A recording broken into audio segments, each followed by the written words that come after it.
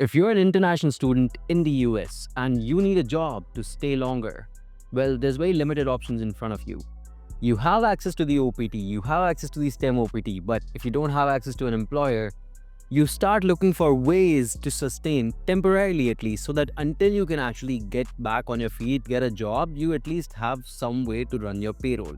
And that used to be almost like a known loophole. These agencies, these fake consultancies would exist.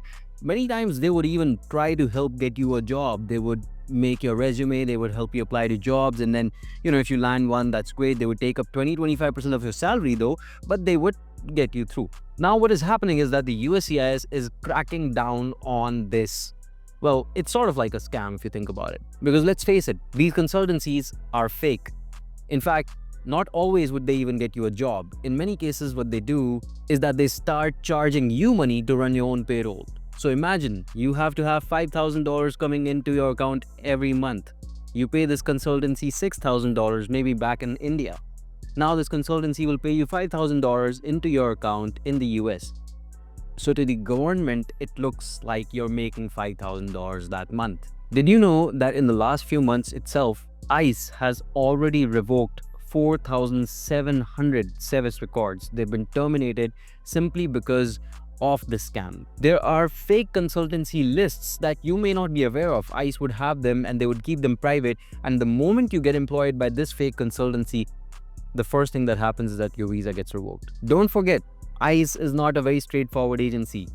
Back in 2015 or so, they started creating fake schools, fake universities where students would apply.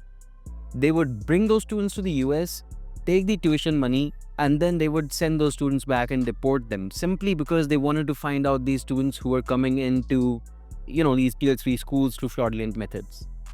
I wouldn't be surprised if ICE starts its own Indian consultancy just to make sure that you come in and get deported. Hence, please verify who you're working with and try not to go for these consultancies whatsoever. Your visa may be revoked, I-20 may be cancelled, you may have issues with your future green card petitions, all kinds of issues could come up. So what is the solution over here? Well, the number one solution is, like I said, to avoid blacklisted consultancies. Many people just go to them even when they don't need to.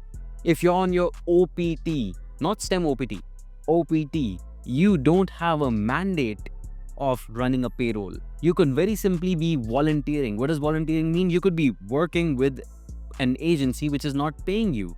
You could be working for absolutely free. You could be offering your services as a part of an internship almost, and you still get to stay in the US. You can use this time to volunteer and start finding an employer who will pay you for your services, of course. But then if you're on your STEM OPT, that's where things get a bit tricky because now you need a payroll.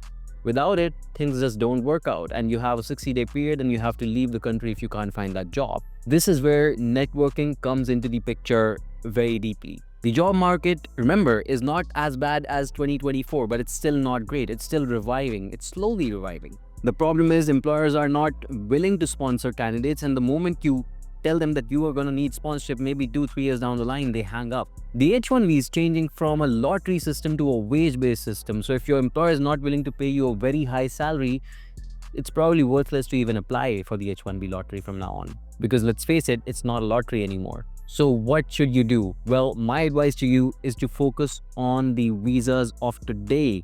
And I feel going from F1 to H-1B is now harder, but going from F1 to O1 now is going to be much easier. You do need to have merit on your profile. Every student studying in the US needs to know this. Right now, you need to start working on research. You need to start working on open source contributions so that you can go ahead and get those things into your profile which show merit. Because that is what the Trump administration currently demands. We want people coming in to our country based on merit and based on the fact that they are going to love our country and they respect our people in our country. We don't want visa lottery.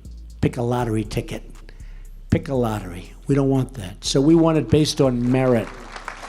But let's face it, at the end of it all, it boils down to the fact that you, my friend, need a job.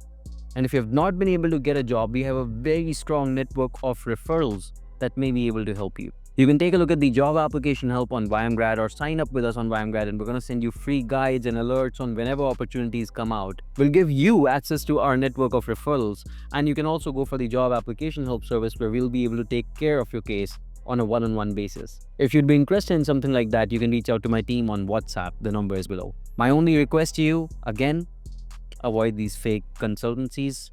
Most of these are fake. I would find very few of these that genuinely get you a job. And I don't want to take names, but just do your research. Contact your DSO, contact your school. Many times they have on-campus jobs and small part-time jobs that you can work even after you graduate. Sometimes these jobs may be able to fit the eligibility requirements of these visas that you're on, these STEM OPTs that you're on. And follow me on Instagram. I'll keep you updated whenever opportunities come out. Thank you so much. If this video helps and my effort helps you, small request, subscribe to the channel. Helps us keep the boat afloat, make more such content for you.